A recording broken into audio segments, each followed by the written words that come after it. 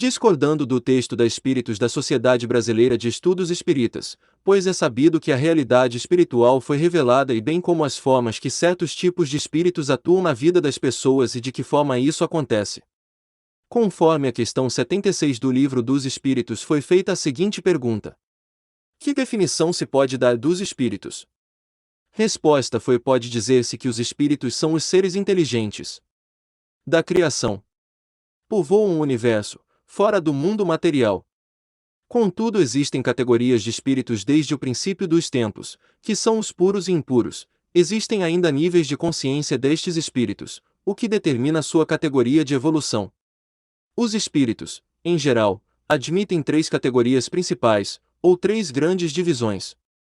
Na última, a que fica na parte inferior da escala, estão os espíritos imperfeitos, caracterizados pela predominância da matéria sobre o espírito e pela propensão para o mal.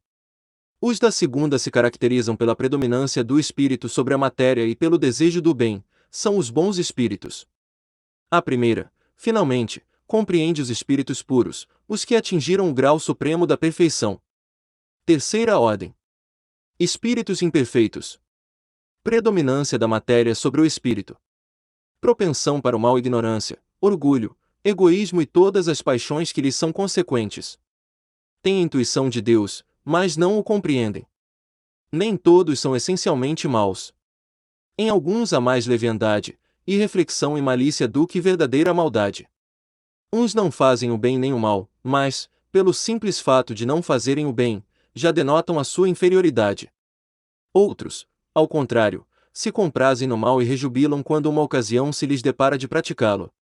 A inteligência pode achar-se neles aliada à maldade ou à malícia, seja, porém, qual for o grau que tenham alcançado de desenvolvimento intelectual, suas ideias são pouco elevadas e mais ou menos abjetos seus sentimentos. Segunda ordem. Bons espíritos. Predominância do espírito sobre a matéria, desejo do bem. Suas qualidades e poderes para o bem estão em relação com o grau de adiantamento que hajam alcançado, uns têm a ciência, outros a sabedoria e a bondade. Os mais adiantados reúnem o saber e as qualidades morais. Não estando ainda completamente desmaterializados, conservam mais ou menos, conforme a categoria que ocupem, os traços da existência corporal, assim na forma da linguagem, como nos hábitos, entre os quais se descobrem mesmo algumas de suas manias. De outro modo, seriam espíritos perfeitos.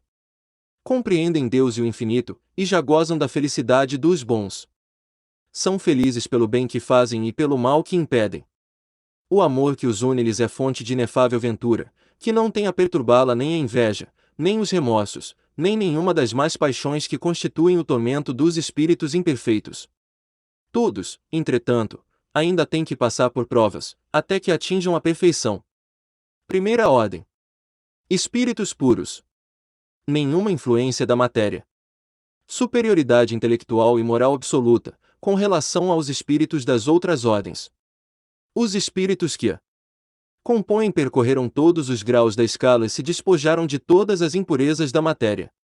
Tendo alcançado a soma de perfeição de que é suscetível a criatura, não tem mais que sofrer provas, nem expiações. Não estando mais sujeitos à reencarnação em corpos perecíveis, realizam a vida eterna no seio de Deus. Gozam de inalterável felicidade, porque não se acham submetidos às necessidades, nem às vicissitudes da vida material. Essa felicidade, porém, não é a de ociosidade monótona, a transcorrer em perpétua contemplação.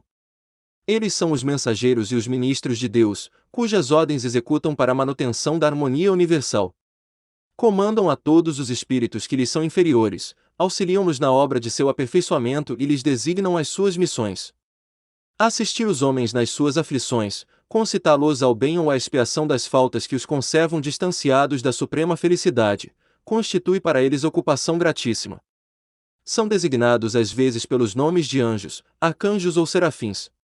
Podem os homens pôr-se em comunicação com eles, mas extremamente presunçoso seria aquele que pretendesse tê-los constantemente às suas ordens.